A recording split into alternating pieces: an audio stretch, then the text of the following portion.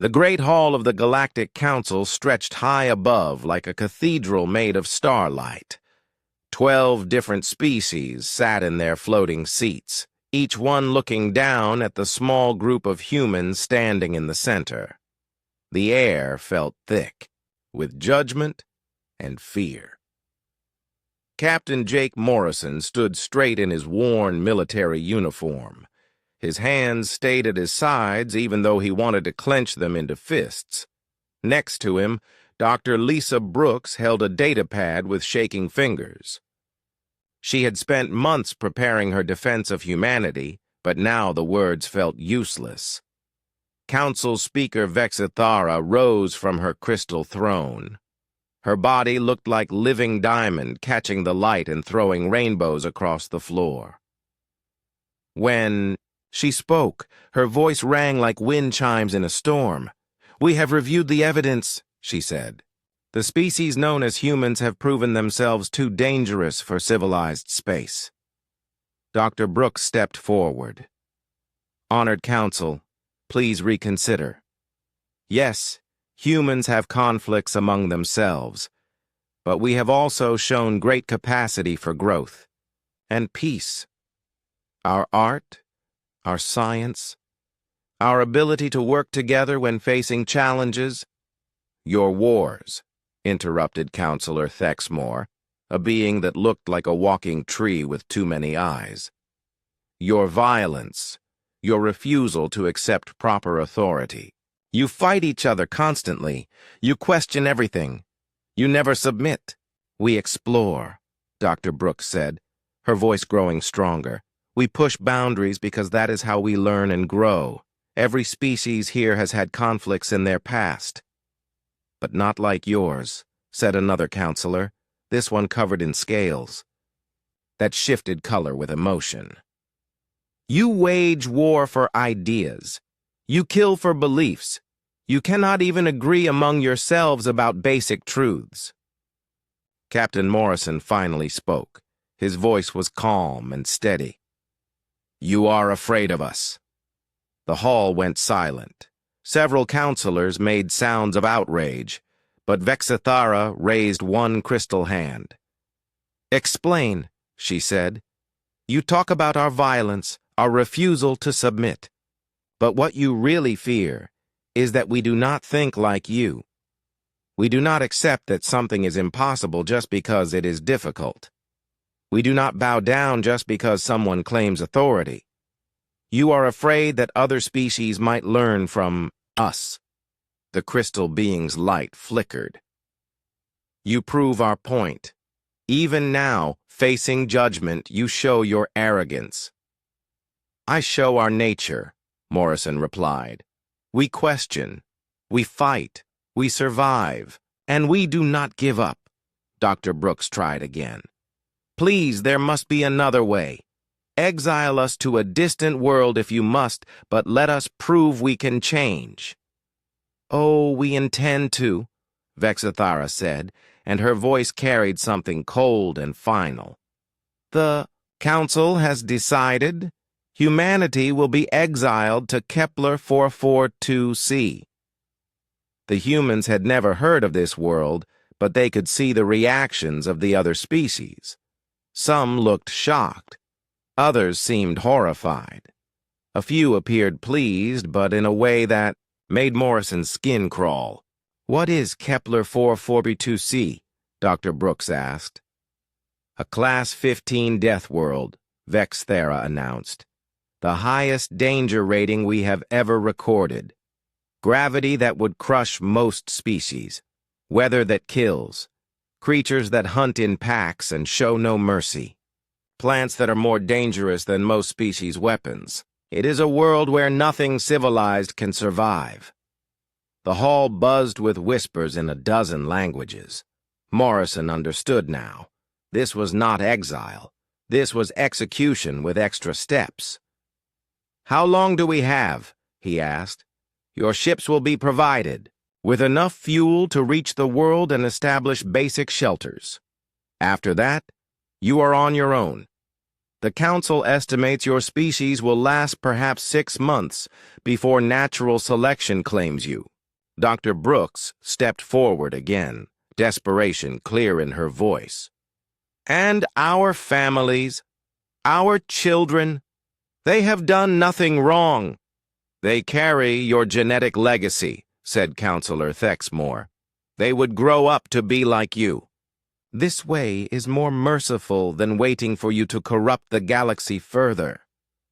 Morrison felt anger rise in his chest, but he pushed it down. Getting angry now would only prove their point. Instead, he looked up at each counselor in turn. How many of our people? He asked. 50,000, Vexathera replied. Chosen by lottery from your remaining population. The rest will be scattered to serve other species as workers. And if we refuse, then we destroy your ships where they float and end this now. The choice was no choice at all. Morrison nodded slowly. We accept. Dr. Brooks stared at him in shock. Jake, we cannot just... We accept, he said again, louder. But I want something in return. Vexathera tilted her crystal head. You are in no position to make demands. Not a demand, a request. Let Dr. Brooks choose who comes with us. Let her pick people based on skills we will need to survive, not random chance, the council murmured among themselves. Finally, Vexathera nodded. Acceptable. It will make no difference in the end. Morrison smiled then, and it was not a pleasant expression. Maybe. Maybe not. The next few hours passed in a blur of preparations. Dr. Brooks worked frantically to select people with useful skills. Engineers, doctors, farmers, soldiers, teachers. People who could build and fight and think and plan. As the human ships prepared to leave, Morrison stood on the bridge of the lead vessel, looking back at the council station.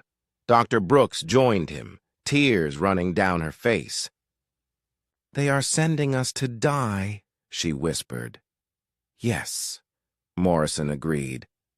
But they are also making a mistake. What do you mean? Morrison watched the station shrink behind them.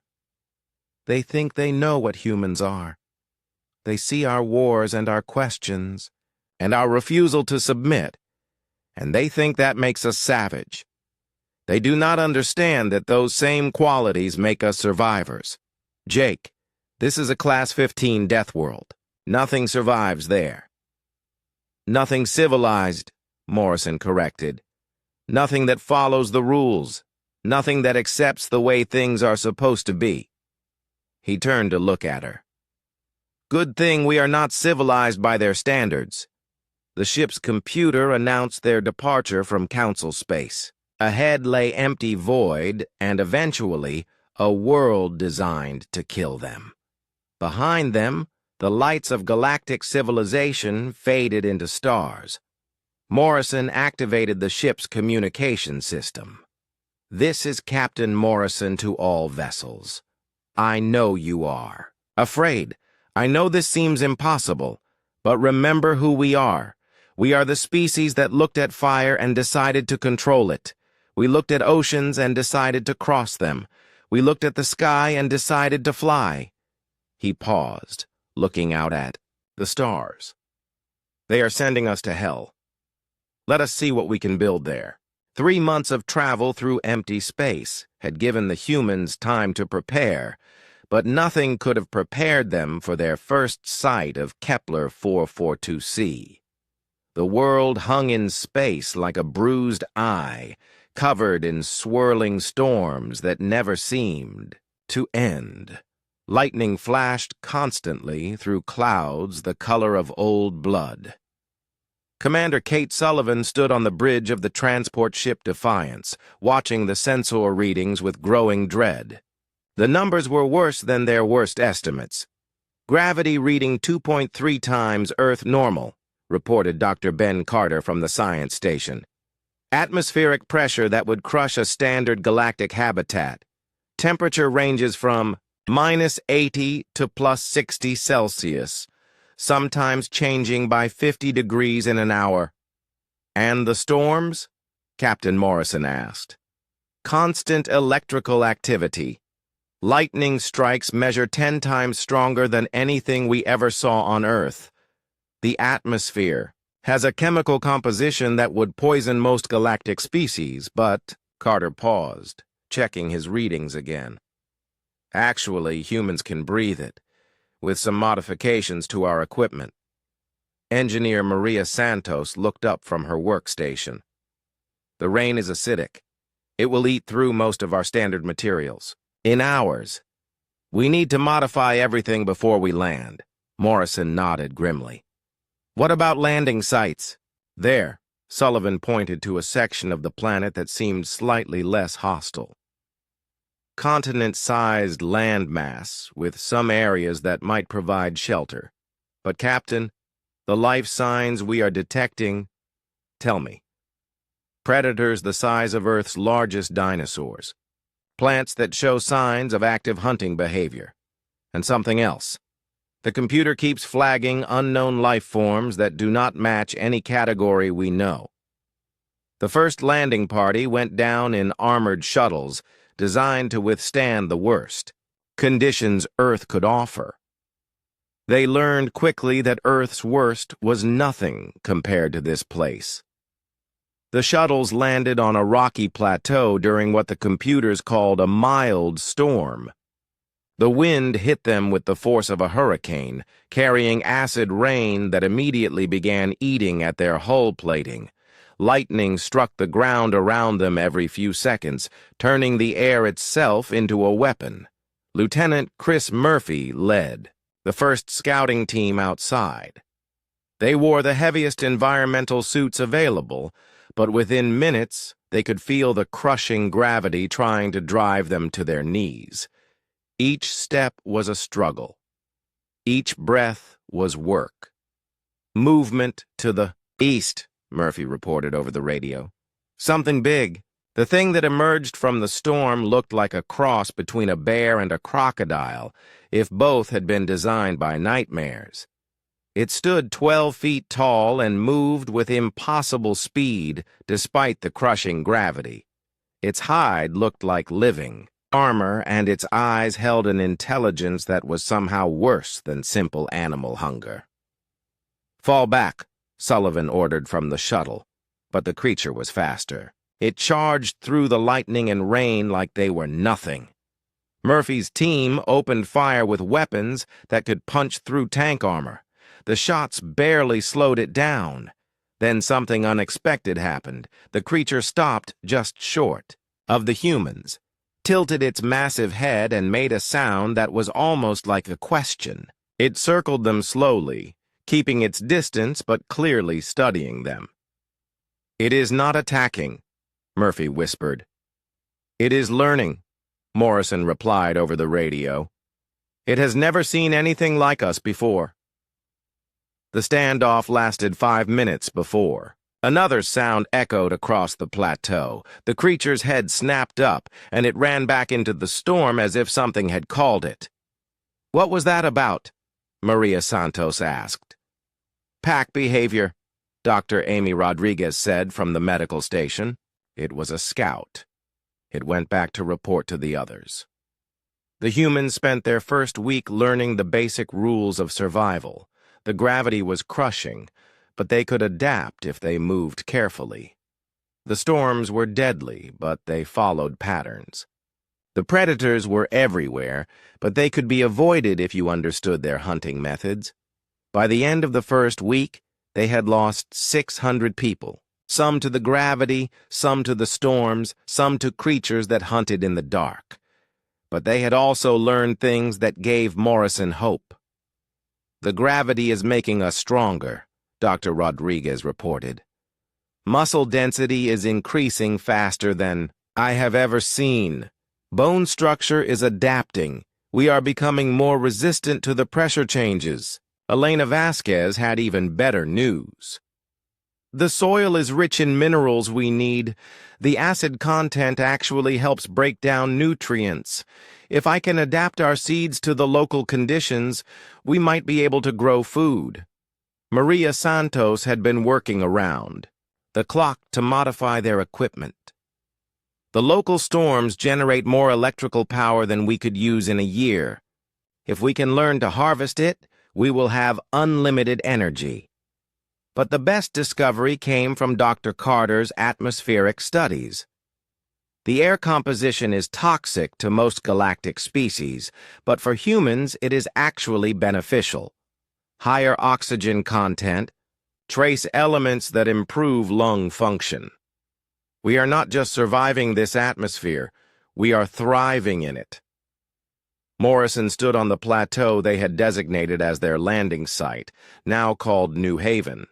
Around him, hundreds of humans worked to build their first permanent structures. They moved slowly in the heavy gravity, but they moved with purpose. The storm still raged overhead. Lightning still struck the ground constantly. In the distance, he could see shapes moving through the rain that were definitely not friendly. But his people were not just surviving, they were adapting. "Captain," Kate Sullivan approached, her environmental suit modified with local materials. "We have established contact with all 50 ships. Total survivors 47,008, 112 casualties. Heavy in the first week, but decreasing each day. People are learning. They are getting stronger." Morrison nodded. In the distance, another of the giant predators appeared at the edge of the storm. It watched them for a long moment, then disappeared back into the rain. But this time, Morrison was not afraid. This time, he was planning. "Commander Sullivan," he said, "how long until we can manufacture weapons designed for local conditions?" "Maria says 3 weeks for the first prototypes." "Good. It is time we stopped running from the locals and started introducing ourselves properly." As if summoned by his words, a communication came through from the Galactic Council. Council Speaker. Vexithara's crystal face appeared on the screen, flickering through the storm interference. "This is the Council's final message to the human exile population," she announced. "We trust you have found your new home. Educational. We estimate you have perhaps 4 more months before the environment claims the last of you. We wish you a quick and merciful end." Morrison looked at the transmission for a long moment, then smiled. It was not a nice smile. "Commander, open a channel." "Broadcasting, sir." Morrison looked directly into the camera. "Council Speaker Vexithara, this is Admiral Morrison of the human colony on New Terra. Thank you for your message. We will be sure to send you a progress report in 6 months. End transmission." As the screen went dark, Sullivan stared at him. "Admiral? New Terra?" Morrison looked out at the storm-lashed landscape where his people were building their new life. "We are not the same humans who left Council space 3 months ago, Kate. This place is changing us, making us stronger, making us something new." Thunder crashed overhead, and lightning illuminated the plateau where 47,000 humans worked to build a future in hell. In the distance, predators watched and waited, but Morrison was no longer worried about them. He was already planning how to make them useful. 6 months after the landing, New Terra looked nothing like the desperate refugee camp it had been. The plateau now held permanent structures built from local stone and metal, designed to withstand the constant storms. What had once been impossible, conditions were now simply part of daily life.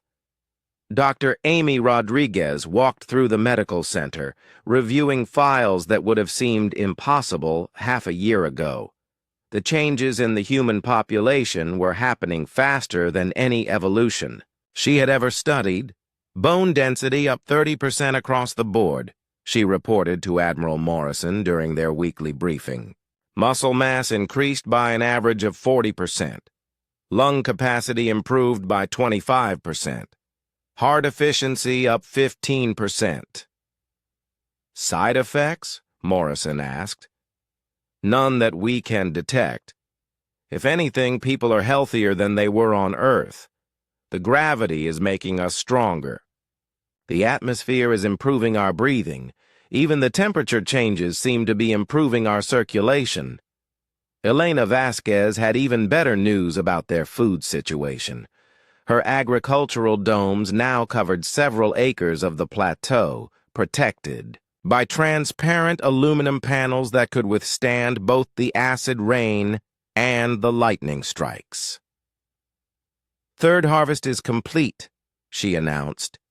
The hybrid crops are producing 3 times the nutrition of Earth plants. The acid soil breaks down minerals in ways that make them easier for plants to absorb.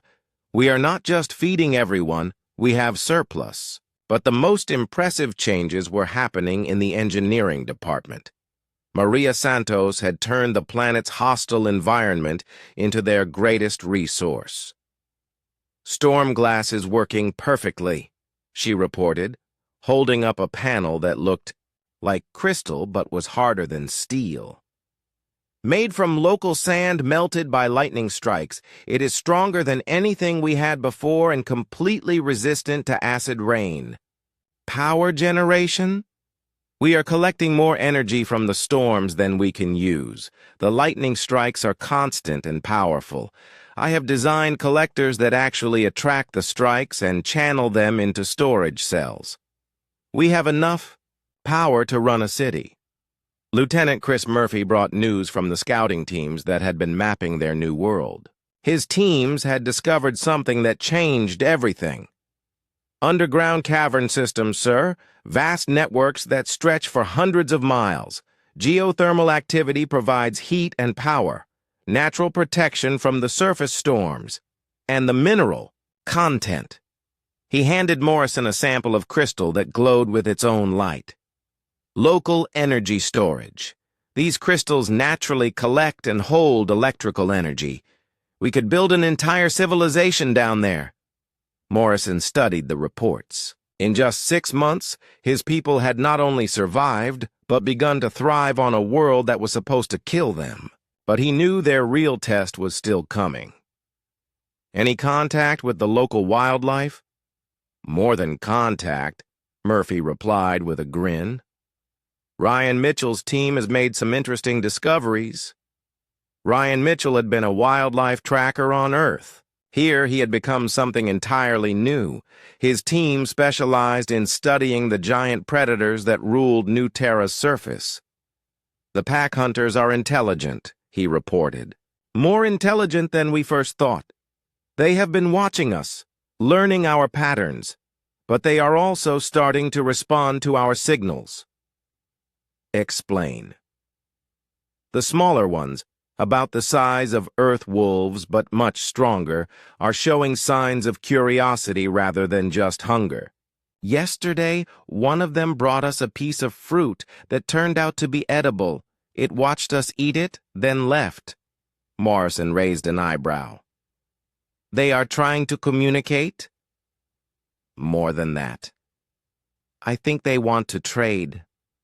Dr. Sophie Grant, the xenobotanist, had been studying the carnivorous plants that covered much of the planet's surface. Her discoveries were equally surprising. They are not just plants, she explained, showing Morrison recordings of the vine-like creatures that could move like snakes. They have neural networks similar to animal brains. They can learn, adapt, even cooperate with each other. Dangerous? Extremely, but also useful. I have been working with samples, and they respond to electrical signals. We might be able to train them. The population of New Terra had grown to 51,000 people. The increase came from successful births and from humans who were adapting so well to local conditions that they were becoming healthier than they had ever been. Children born on New Terra were already showing signs of adaptation. They grew faster, stronger, and seemed completely comfortable in the high gravity. Dr. Rodriguez called them the new generation. But the most important development was happening in the underground city they were building.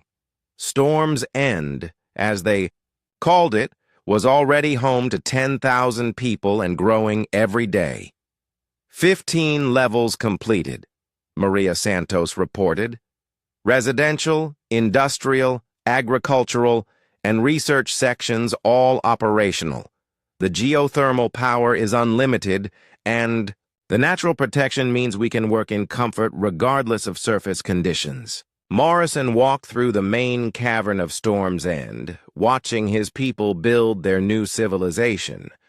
The cavern was enormous, big enough to hold a city of 1 million people. Crystal formations provided natural lighting, while geothermal vents kept the temperature comfortable. But what impressed him most was how his people were working. The heavy gravity that had nearly crushed them 6 months ago was now barely noticeable. They moved with strength and confidence that would have been impossible for normal humans. "Admiral," Commander Kate Sullivan approached with a data pad. "Long-range sensors are detecting something approaching the system." Morrison felt his stomach tighten. Galactic Council? Unknown. Single ship, small size. Probably a survey vessel. Morrison was not surprised. The Council had expected them to be dead by now. They were sending someone to confirm the extinction and document their failure. How long until arrival? 2 days. Morrison smiled. It was not a pleasant expression. Perfect. Time to show them what we have become. He activated the colony-wide communication system. "Attention all citizens of New Terra. We are about to receive visitors from the galactic community. They expect to find desperate survivors begging for rescue. Instead, they will find something entirely different." He paused, looking around at the thriving underground city. "They exiled us here to die. Instead, we have built something new. We have become something new. Let them see what happens when you try to kill humanity by sending us somewhere impossible to survive." The message was received with cheers throughout the colony. In the agricultural domes, workers tended crops that grew better than anything on Earth. In the engineering sections, people built machines that used the planet's own violence as fuel. In the residential areas, children played games that would have been impossible in normal gravity.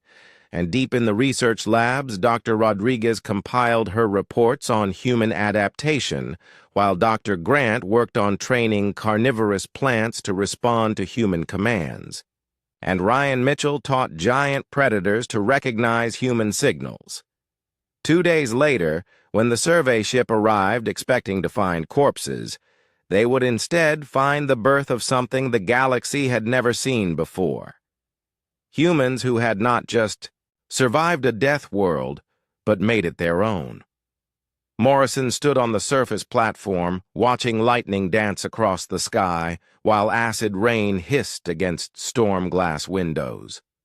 In the distance, a pack of the giant predators moved through the storm, and he could swear one of them nodded to him before disappearing into the darkness.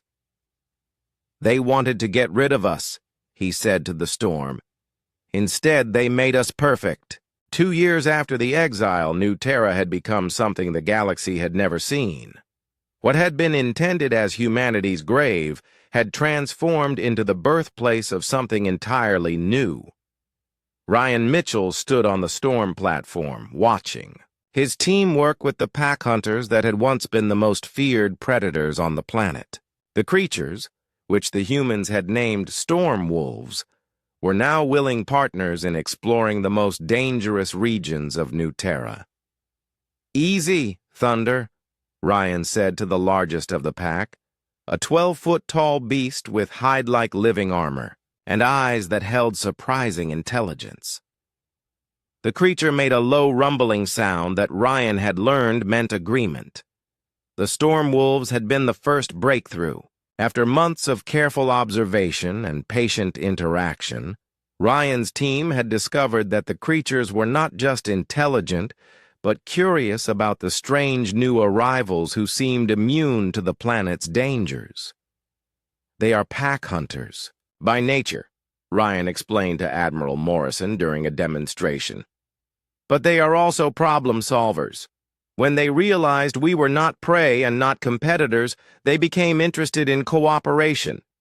Thunder and his pack had become scouts and guides, able to travel through storms that would kill unprotected humans and navigate terrain that no vehicle could cross. In exchange, the humans provided them with shelter during the worst weather and medical care when they were injured.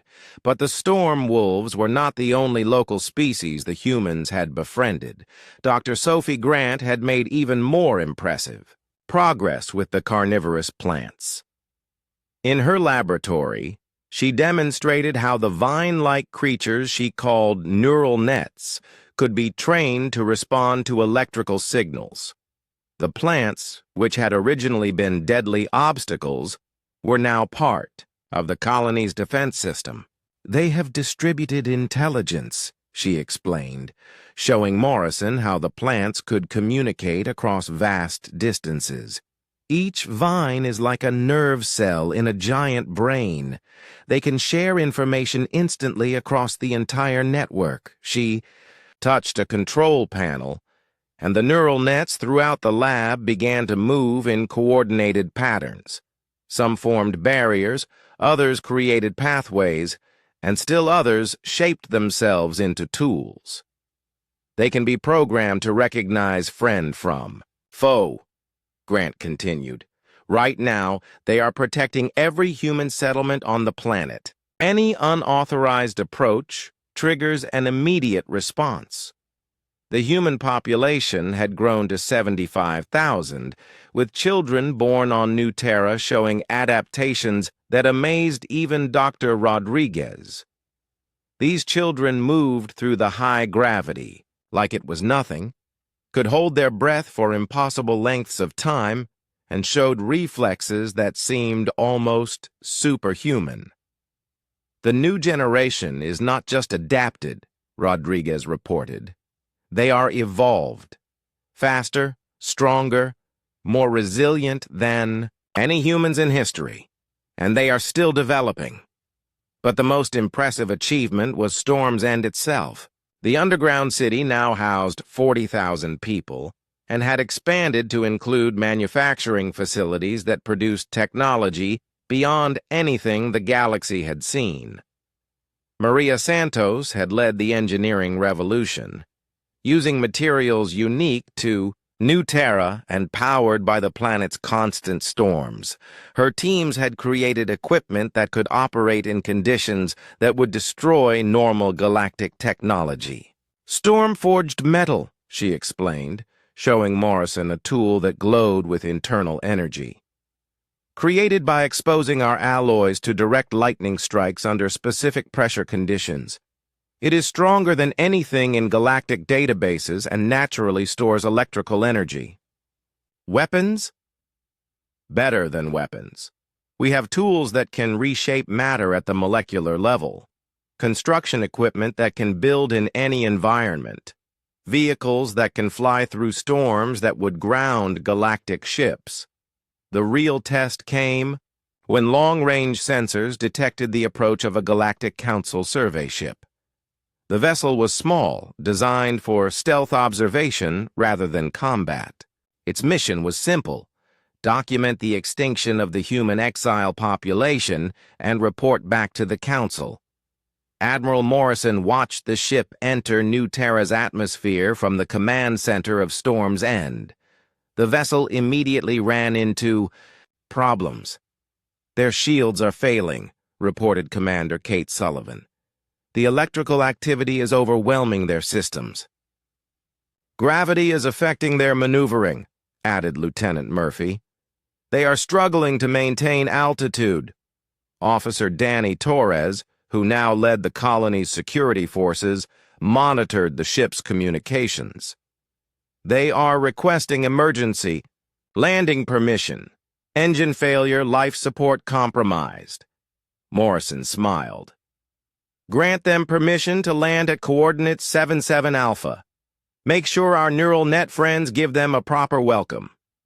The survey ship landed on a plateau, 5 miles from New Haven, its crew barely surviving the experience. Within minutes, they were surrounded by storm wolves and neural nets that moved with obvious intelligence and purpose.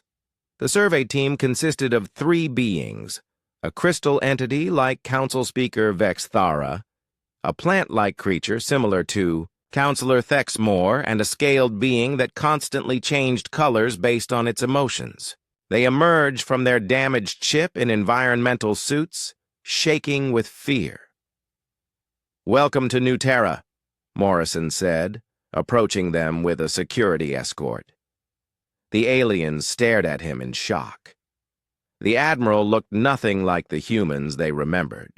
2 years of high gravity had made him taller and broader. His movements showed strength that seemed impossible. His environmental suit was made from materials they did not recognize, and it glowed with stored electrical energy. You survived," the crystal being managed to say. "We did more than survive," Morrison replied. "We thrived. I am Admiral Morrison, Governor of New Terra and the surrounding system." The plant creature's many eyes focused on the storm wolves. "Those predators, they are not attacking you. Thunder and his pack are our partners," Morrison explained, "along with many other local species. It turns out this Deathworld was just waiting for the right neighbors."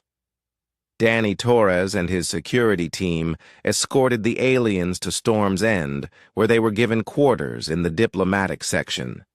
The aliens spent 3 days touring the underground city, and each day they seemed more shocked by what they saw. They watched humans working alongside creatures that should have been deadly enemies. They saw technology that surpassed anything. In galactic civilization, they witnessed children playing in gravity that would crush most galactic species. "This is impossible," the scaled alien said during a formal dinner. "Class 15 Deathworlds cannot support civilization. Nothing survives here." "Nothing galactic survives here," Morrison corrected. "But we are not galactic anymore. We are something new." Dr. Rodriguez presented her medical data, showing how humans had adapted and evolved in just 2 years. Dr. Grant demonstrated the trained neural nets. Ryan Mitchell introduced them to the storm wolves.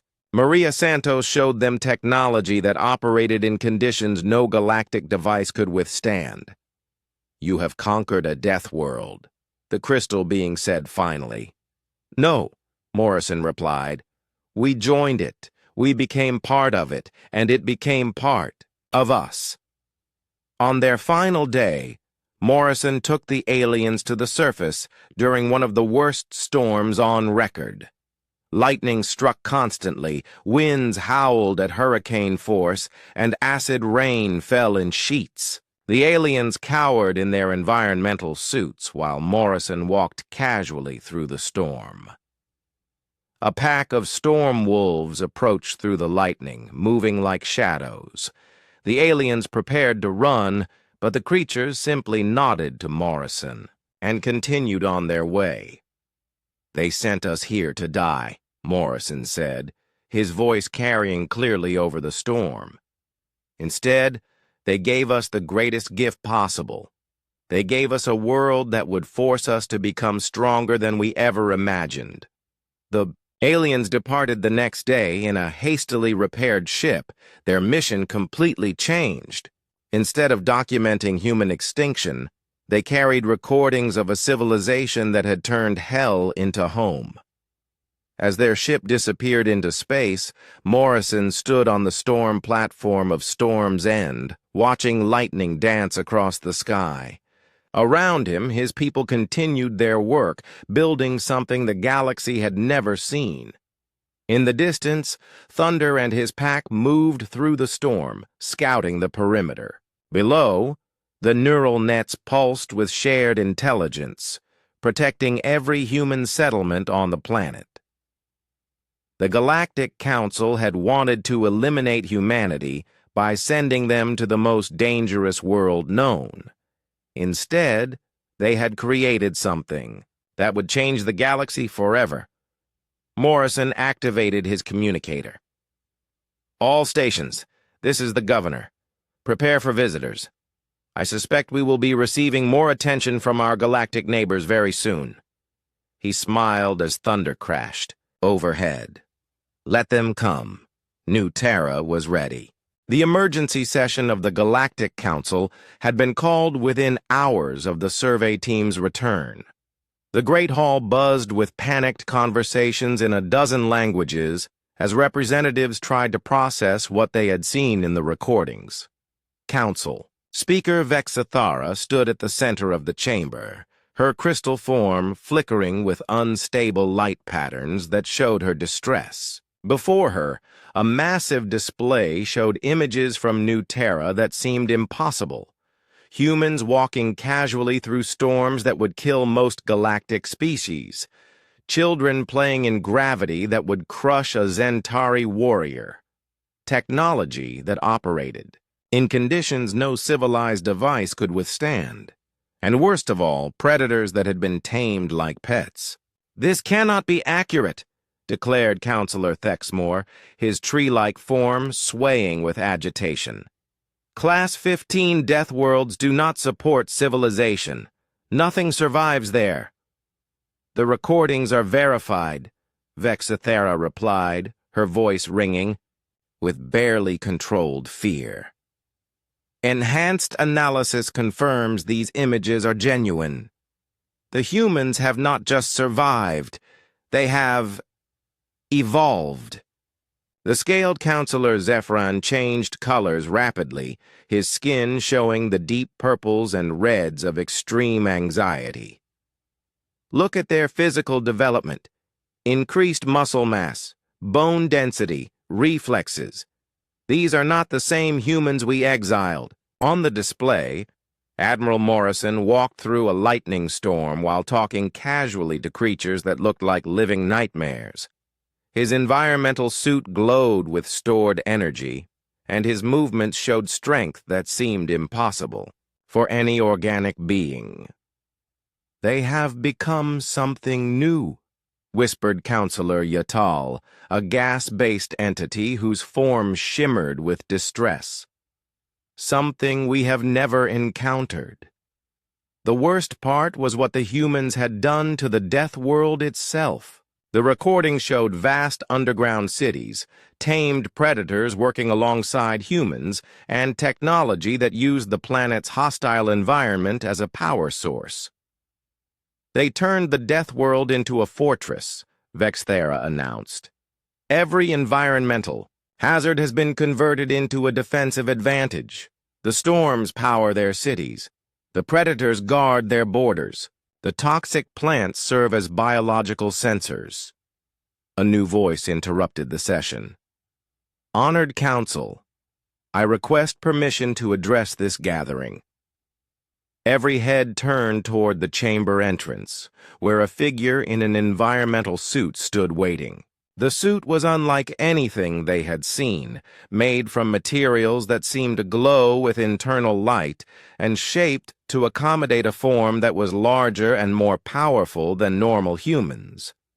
"I am Ambassador Rick Palmer, representing the Sovereign, world of New Terra and its surrounding territories." The chamber erupted in panic. Several counselors activated personal shields, while others tried to flee. Palmer stood calmly in the chaos, apparently unimpressed by their reaction. "How did you get here?" Vexathara demanded. "I flew," Palmer replied simply. "Our ships are designed to operate in Class 15 conditions. Your security systems did not even detect me."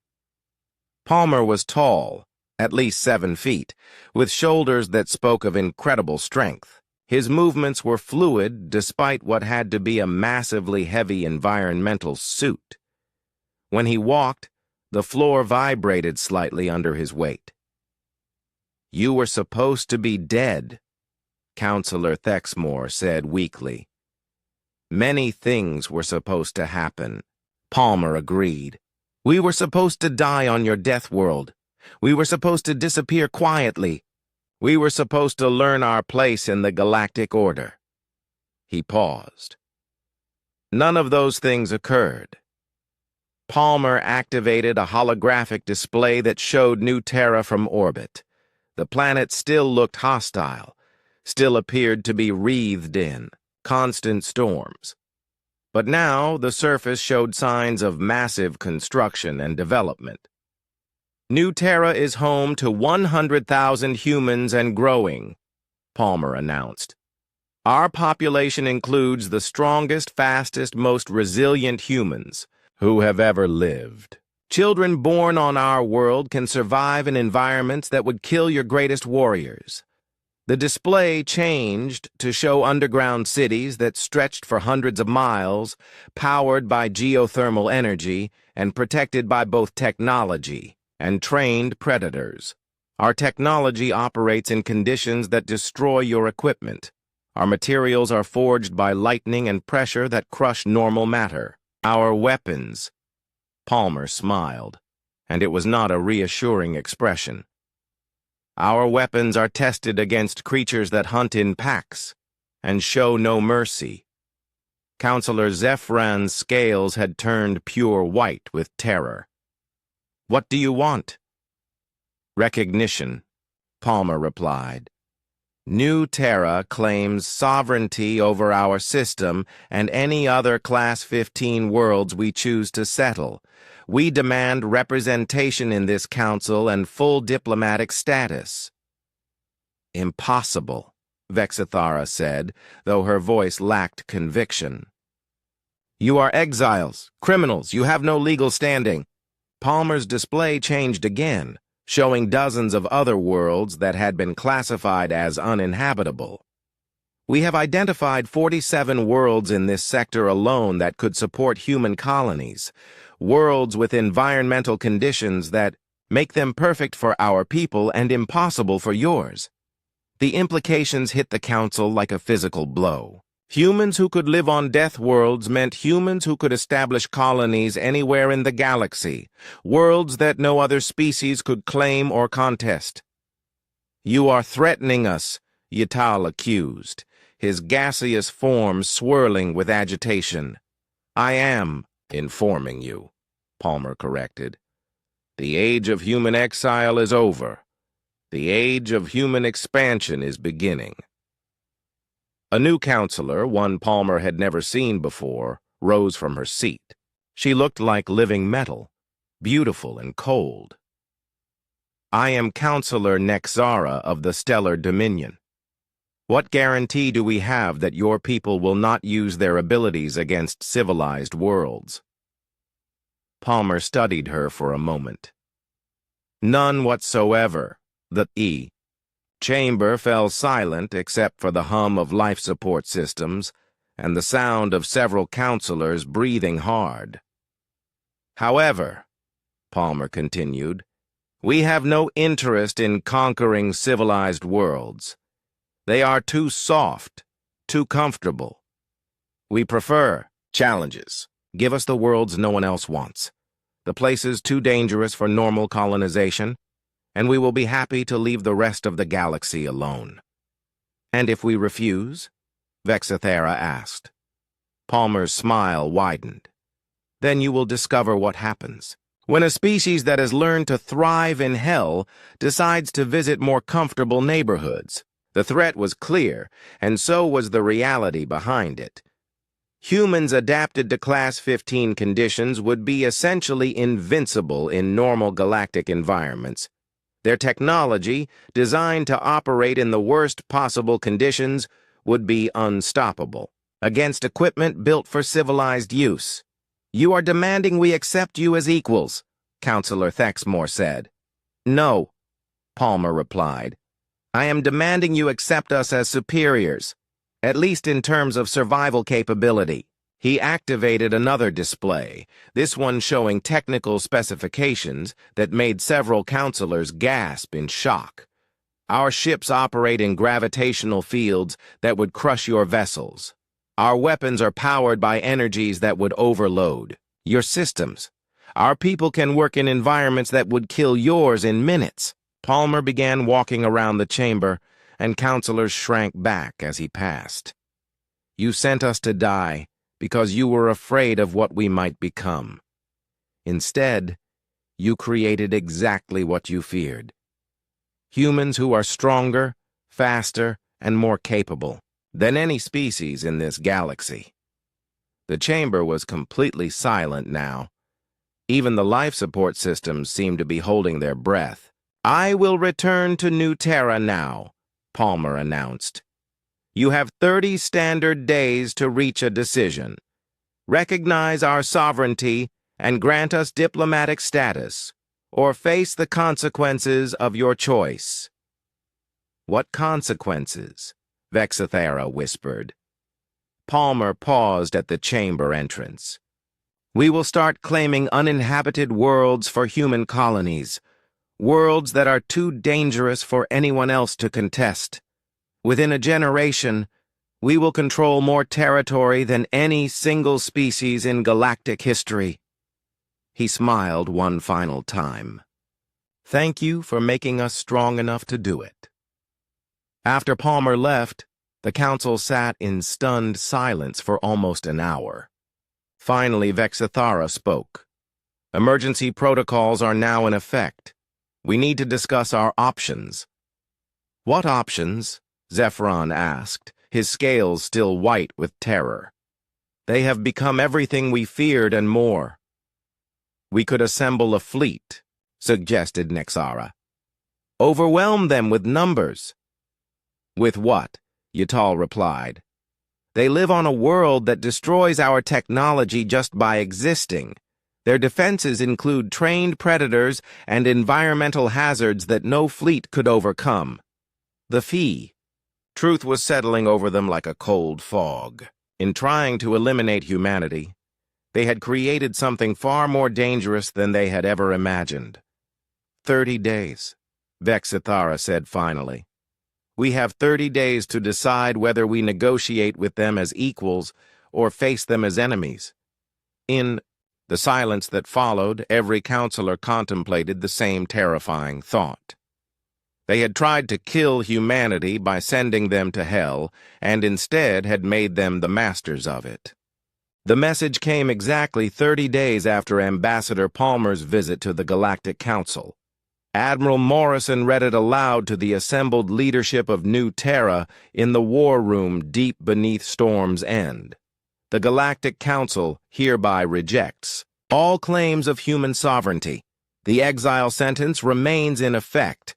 Any attempt to establish colonies outside your designated system will be considered an act of war. A fleet has been dispatched to ensure compliance with Council authority. Morrison set down the communication device and looked around the room at his commanders.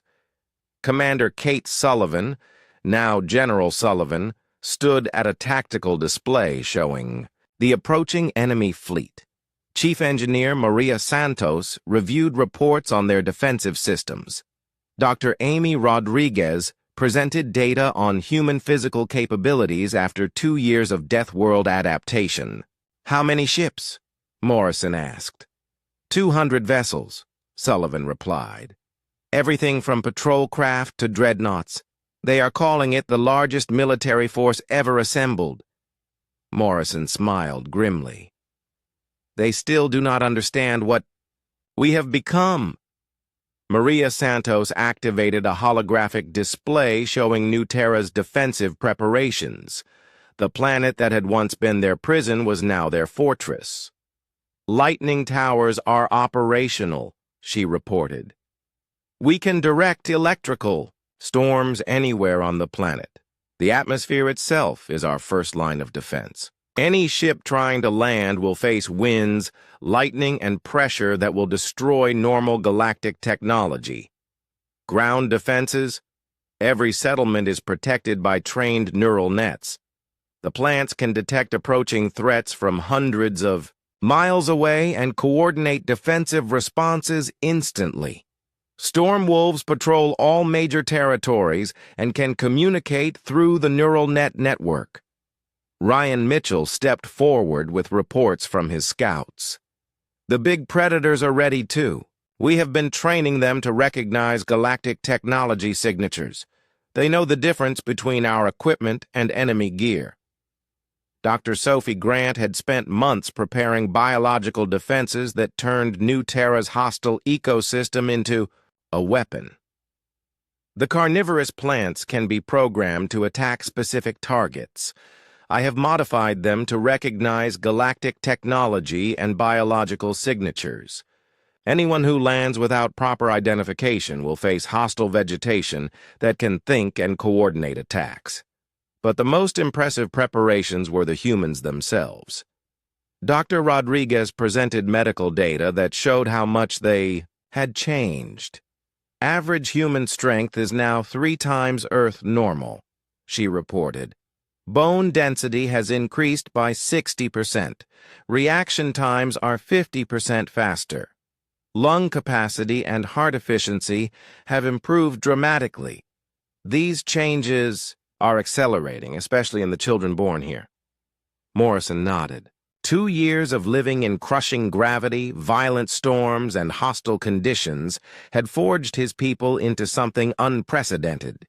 Humans who could work in environmental suits that would crush normal people.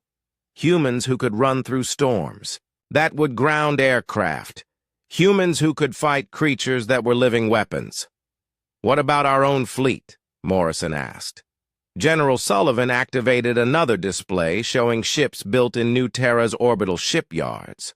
30 vessels completed, with 50 more under construction. Our ships are designed for Class 15 environmental conditions. They can operate in gravitational fields, radiation levels, and electrical activity that would destroy any galactic ship. The New Terra ships looked nothing like standard galactic designs. They were built from storm-forged metals, powered by collected lightning, and designed to fight in the worst possible conditions. Weapons systems? Morrison asked. Maria Santos smiled. Plasma cannons powered by storm energy, kinetic weapons that use gravity generators, and our special surprise, electromagnetic pulse weapons that can overload any galactic technology within a 50-mile radius. Commander Danny Torres, now General Torres, presented the military strategy. We let them land. The planet will destroy most of their equipment before they even reach the surface. The survivors will face an environment that weakens them while making us stronger. And if they try to orbital bombardment, our ships will stop them. We have advantages they cannot imagine. Our vessels can operate in conditions that disable theirs. Our weapons are designed to fight in electromagnetic storms. Their technology will fail when ours operates perfectly. Morrison walked to the main display, which showed a real-time view of New Terra from orbit. The planet still looked hostile and forbidding, wreathed in constant storms and electrical activity. But now he saw it as their greatest ally. They made their choice, he said finally. They could have accepted us as neighbors. Instead, they chose to see us as enemies. He activated the colony-wide communication system. Citizens of New Terra, this is your admiral. The Galactic Council has refused our offer of peaceful coexistence. They are sending a fleet to destroy us and reclaim what they see as their property. His voice carried through every settlement, every underground city, every research station and manufacturing facility. They still think we are the same humans they exiled 3 years ago. They still think this world is our prison instead of our home. They still think we are weak instead of strong. In the agricultural domes, farmers tended crops that could grow in acid soil and crushing gravity. In the manufacturing centers, workers built weapons and equipment that operated in conditions no galactic species could survive. In the residential areas, children played in gravity that would kill most aliens. "We have 48 hours before they arrive," Morrison continued. "Use that time to prepare. Not because we need it to survive, but because we want to send a message that the galaxy will never forget." The next 2 days saw activity across New Terra that would have been impossible for any other species. Humans worked around the clock in environmental conditions that ranged from crushing gravity to electrical storms to toxic atmosphere. Lightning towers were positioned to direct the planet's natural electrical activity. Neural net plants were programmed with enemy identification protocols. Storm wolves were positioned at strategic locations across all continents. In the orbital shipyards, the last of the defensive fleet was completed. Ships built to fight in Hell, crewed by humans who called Hell home. Dr. Rodriguez made final medical preparations, ensuring that all humans had the latest adaptations and enhancements. Dr. Grant coordinated the biological defenses, turning the entire planetary ecosystem into a unified defensive network. Maria Santos completed the final upgrades to their technology, ensuring that every device could operate in conditions that would destroy galactic equipment. And deep in the command centers of Storm's End, Admiral Morrison reviewed the final battle plans with his generals. "Remember," he told them, "we are not fighting to survive. We are fighting to prove a point. They tried to kill us by sending us somewhere impossible to live. Instead, they made us impossible to kill." General Sullivan monitored the approaching fleet. "Galactic forces will arrive in 6 hours. All defensive systems are ready." Morrison nodded. He walked to the main view screen, which showed the surface of New Terra during one of its worst storms. Lightning split the sky every few seconds. Wind howled at speeds that would destroy buildings. Acid rain fell in sheets that would dissolve metal. In this environment, humans walked casually about their business. Children played in gravity that would crush aliens. Workers built and fought and lived in conditions that defined the word impossible. "Let them come," Morrison said quietly. "Let them learn what happens when you try to cage evolution itself." Above them, the storms raged as they had for millions of years. But now those storms had been tamed, turned into weapons by a species that refused to die.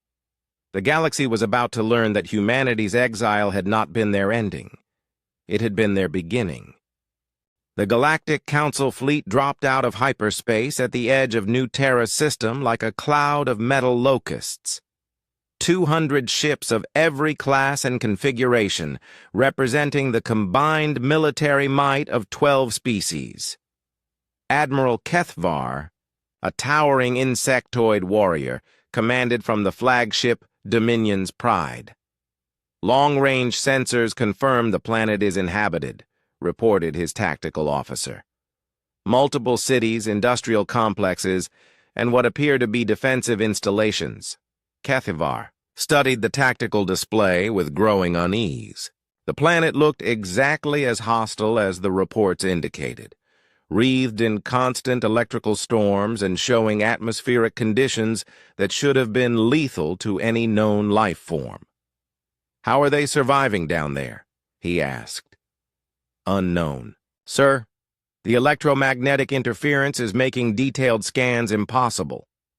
On New Terra, Admiral Morrison watched the approaching fleet from the command center of Storm's End. Around him, his staff monitored defensive systems that turned the planet's hostile environment into the galaxy's most sophisticated weapons platform. "Fleet composition?" he asked General Sullivan. 50 dreadnoughts, 70 cruisers, 80 destroyers and support vessels. Standard galactic configuration. All ships show normal shielding and propulsion systems. Morrison nodded. Normal systems meant systems designed for normal conditions. The approaching fleet had no idea what they were flying into. Atmospheric defenses ready? Maria Santos smiled from her engineering station. Lightning towers are charged and targeted. Storm generators are online. We can create focused weather patterns anywhere in the orbital zone. Biological defenses, Dr. Grant reported from her xenobotany station. Neural nets are active across all continents. Every predator pack is in position. The entire planetary ecosystem is monitoring for intruders. Morrison activated the fleet communication system. New Terra Fleet, this is Admiral Morrison. Execute defensive pattern Delta. Remember, we are not fighting for our lives. We are fighting to teach the galaxy a lesson. The human fleet launched from hidden bases throughout the system. 30 ships that looked like they had been forged in the heart of a star, built from materials that glowed with stored energy and designed to fight in conditions that would destroy normal vessels. Captain Lisa Cole commanded the flagship New Dawn, a vessel that could operate in the electromagnetic storms of New Terra's atmosphere. Her crew had trained for years in conditions that would kill most galactic species. All ships report ready, she announced to Morrison. Storm protocols active. The galactic fleet reached New Terra's orbital zone and immediately ran into problems. The planet's natural electromagnetic field, amplified by human technology, began interfering with their systems. Shields fluctuating, reported Kethvar's tactical officer. Navigation systems showing errors. Communication is becoming difficult. Press the attack, Kethvar ordered. Deploy landing forces. The first wave of galactic ships entered New Terra's atmosphere and discovered that hostile meant something entirely different here. Lightning struck their hulls with the force of weapons, guided by human technology to hit where it would do the most damage. We are taking heavy electrical damage, reported the captain of the destroyer Swift Strike. Hull breaches on multiple decks. Life support is failing. The atmospheric pressure that humans had learned to use as a construction tool crushed galactic ships like tin cans. Winds that humans flew through for recreation tore apart vessels designed for space combat. Pull back to orbit, Kethvar ordered, watching a dozen ships disappear from his tactical display. But space around New Terra was no safer. The human fleet emerged from the planet's electromagnetic shadow like ghosts materializing from a storm. Captain, Cole's New Dawn opened fire with weapons that channeled the power of lightning storms. Plasma cannons that operated at energy levels no galactic ship could match tore through enemy shields like they were paper. Direct hit on their flagship, reported her weapons officer. Their shields are down. The galactic fleet tried to return fire, but their weapons were designed for normal space combat. The electromagnetic interference around New Terra disrupted their targeting systems and weakened their energy output. Meanwhile, the human ships operated perfectly in conditions that crippled their enemies. Built to function in Class 15 environments, they were essentially immune to anything the galaxy could deploy against them. On the planet's surface, General Torres commanded ground defenses that turned New Terra itself into a weapon. Storm Wolves coordinated through neural net networks, tracked any galactic troops who managed to reach the surface. Enemy landing party detected in Sector 7, reported Ryan Mitchell. Thunder's pack is moving to intercept. The galactic soldiers, who managed to land, discovered that the environment was more dangerous than any enemy they had ever faced. The gravity crushed them to their knees. The atmosphere burned their lungs. The electrical activity overloaded their equipment, and then the locals arrived. Storm wolves, the size of buildings, moved through lightning and acid rain like they were strolling through a park. Neural net plants rose from the ground to entangle intruders, their distributed intelligence allowing them to coordinate attacks across vast distances. "Mayday, mayday," transmitted the captain of a galactic landing craft. "We are under attack by indigenous life forms, requesting immediate extraction." But extraction was impossible. The ships sent to retrieve landing parties were destroyed by focused lightning strikes or torn apart by winds that human children played in every day. In orbit, Admiral Kethvar watched his fleet being systematically dismantled by forces he could not understand. Ships that should have been superior to anything humans could build were being outfought by vessels that seemed to be powered by the storm itself. "Sir, we have lost 60% of our fleet," his tactical officer reported. "Remaining ships are showing critical system failures." "How is this possible?" Kethvar demanded. The answer came from an unexpected source. Admiral Morrison's voice reached every ship in the galactic fleet, transmitted on frequencies that cut through all interference. "Admiral Kethvar, this is Admiral Morrison of New Terra. I am offering you the opportunity to surrender." "Surrender?" Kethvar snarled. "To a collection of exiled criminals?" "To a species that you made stronger than you ever imagined," Morrison replied calmly. "You sent us to a world designed to kill us. Instead, it taught us how to survive anything. Your weapons cannot function in our environment. Your ships cannot operate in our conditions. Your soldiers cannot breathe our air." Another wave of lightning strikes disabled 3 more galactic vessels. The human fleet moved through the electromagnetic chaos like it was calm space, their weapons operating at full efficiency while galactic technology failed. "You have a choice," Morrison continued. "Retreat now and carry word back to the Council about what you have seen, or continue this battle and lose every ship you brought." Kethvar looked at his tactical display. 80 ships destroyed or disabled. Landing forces cut off and dying. His remaining vessels barely functional in the electromagnetic chaos around New Terra. "This is not over," he transmitted. "Yes, it is," Morrison replied. "The age of galactic dominance is ending. The age of human expansion is beginning." As the surviving galactic ships limped away from New Terra, Morrison stood on the observation deck of Storm's End, watching lightning dance across the sky. Around him, his people continued their work, building a civilization that could thrive where others could barely survive. General Sullivan approached with casualty reports. Minimal human losses. 3 injured, none killed. Enemy casualties estimated at over 50,000. Morrison nodded. It had not been a battle. It had been a demonstration. "Open a channel to the retreating fleet," he ordered. When the connection was established, Morrison's voice reached every surviving galactic ship. "Tell the Council what you have seen here.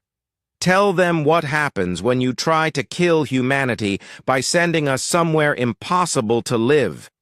Tell them that we are no longer asking for recognition."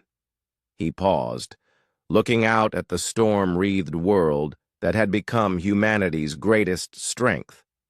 "Tell them we are taking it."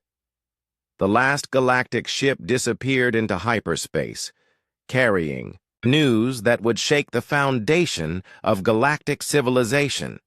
Humanity had not just survived their exile, they had used it to become something the galaxy had never seen before, something that could not be stopped. 5 years had passed since the Battle of New Terra, and the galaxy had changed in ways no one could have predicted. The great hall where the Galactic Council once met now stood empty, its crystal chambers gathering dust while a new form of government took shape across the stars. Admiral Morrison stood in the council chambers of Terra Nova, the capital city of New Terra, watching representatives from 47 different species work together in ways the old council had never managed. The room was built from storm glass and powered by captured lightning, a testament to humanity's transformation of the impossible into the practical. Ambassador Rick Palmer approached with the day's reports. 3 years of diplomacy had changed.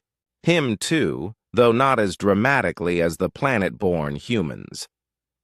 He now served as humanity's primary representative to what had become known as the Galactic Alliance. The Zentari delegation has officially requested human assistance with their homeworld restoration, Palmer reported. Their industrial pollution has made the planet nearly uninhabitable. They believe our terraforming techniques could reverse the damage. Morrison smiled. It was a far cry from the fear and hostility they had once faced. What do our environmental teams say? Dr. Grant thinks it is possible. The pollution has created conditions similar to a Class 10 Deathworld. Our people could work there while the Zentari cannot. We could clean up their atmosphere while establishing another human colony. Through the crystal windows, Morrison could see the latest expansion of Terra Nova. The underground city now housed 500,000 people and was still growing. Children born on New Terra were already showing adaptations beyond their parents, able to work in conditions that would challenge even the first generation of planet-born humans. Dr. Lisa Brooks approached from across the chamber. She now served as the Alliance's Secretary of Species Development, helping other races adapt to challenging environments using techniques developed on New Terra. The Koravan have made a breakthrough, she announced. Using our gravity training methods, they have managed to colonize a high-gravity world they thought was impossible to settle. Their population there is already showing physical improvements. Morrison nodded. This was how the galaxy was changing. Instead of avoiding difficult worlds, species were learning to adapt to them. Human techniques for surviving hostile environments were being modified for other species, allowing colonization of worlds that had been considered worthless. Any word from the old council worlds? Morrison asked. Palmer's expression darkened slightly. Vexthara's crystal people are still refusing to join the Alliance.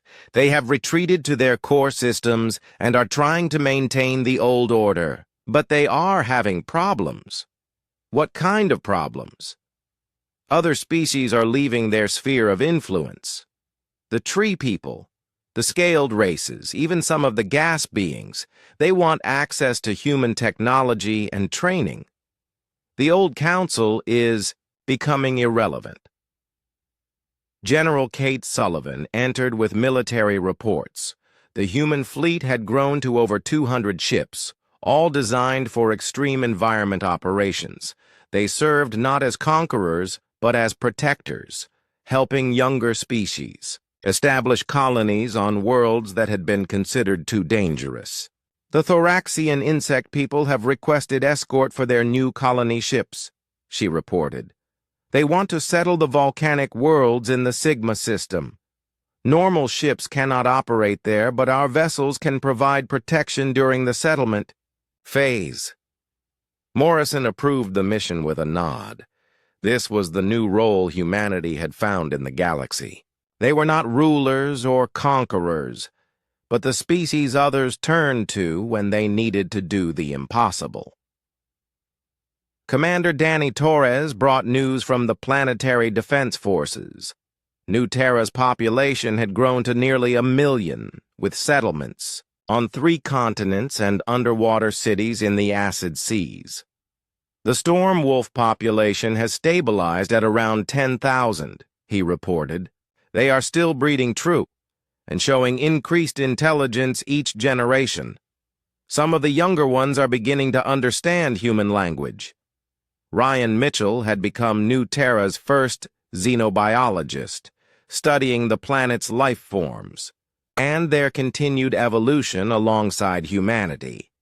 His work with the storm wolves had led to similar programs with other dangerous species on other worlds. The neural net plants have spread to every continent, Mitchell added.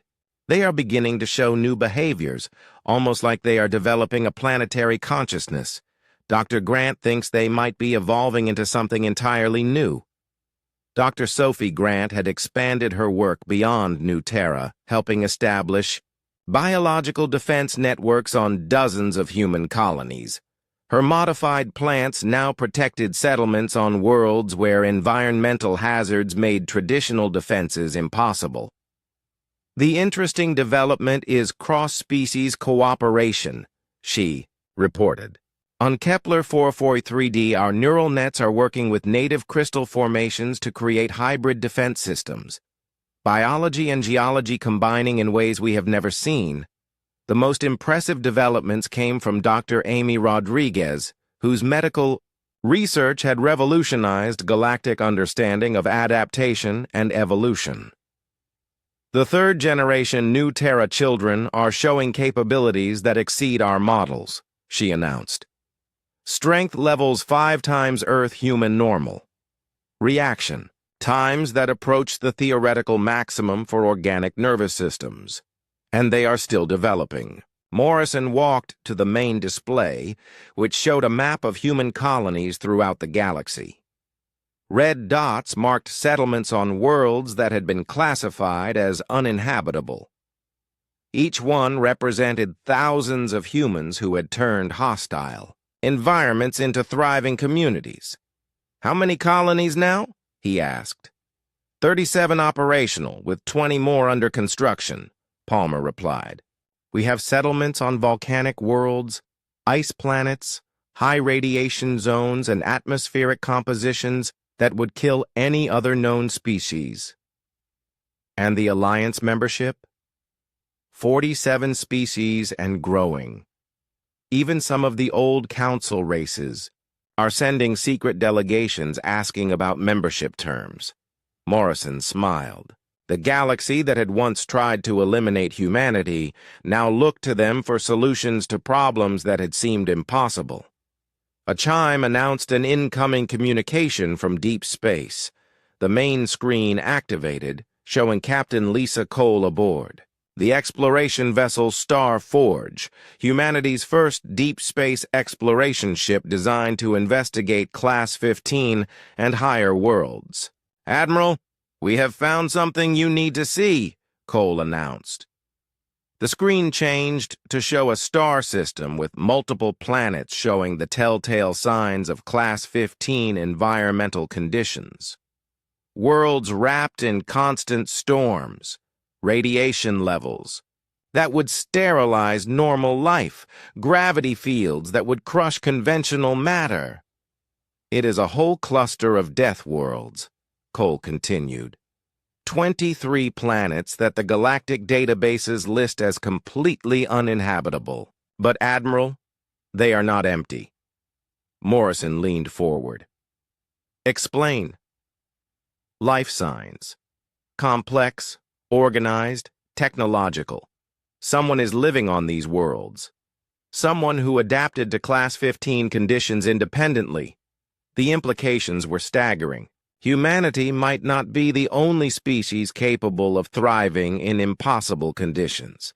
There might be others out there, other races who had evolved or adapted to survive where normal life could not. ETA to your position? Morrison asked. 6 months, at maximum sustainable speed. Morrison made his decision quickly. Maintain observation distance, but do not approach. We are sending a full diplomatic mission. If there are others like us out there, we need to meet them properly. As the communication ended, Morrison looked around the council chambers where species that had once been enemies now worked together to solve problems that had once seemed impossible. Dr. Brooks approached with the final report of the day. The terraforming of Xerion Prime is complete. The Xerion people can now return to their homeworld for the first time in 3 generations. They want to name the restored continent Terra in our honor. Morrison nodded.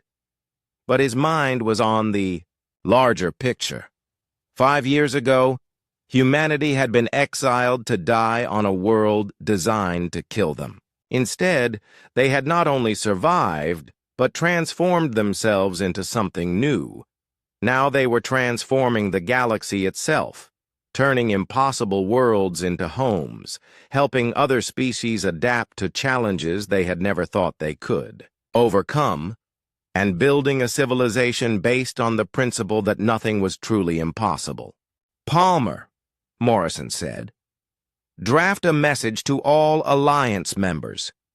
In 6 months, we may be making contact with another species that has learned to thrive in conditions the old Council would have called impossible. We need to be ready.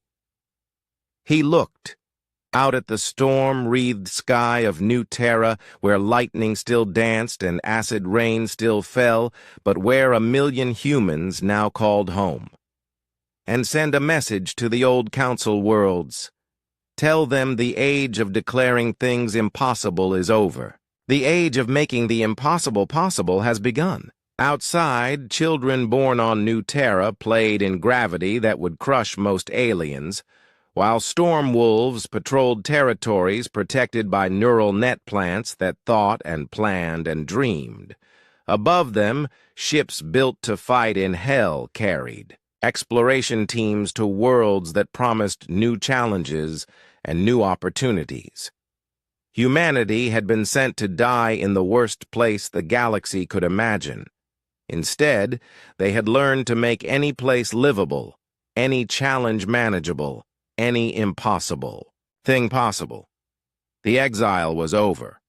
The expansion had begun, and the galaxy would never be the same.